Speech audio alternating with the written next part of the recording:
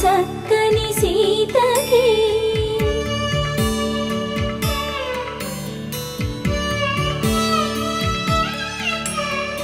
ఎర్ర జాబిలి చేయి రాముడేడని అడుగుతుంటే చూడలేదని పెదవి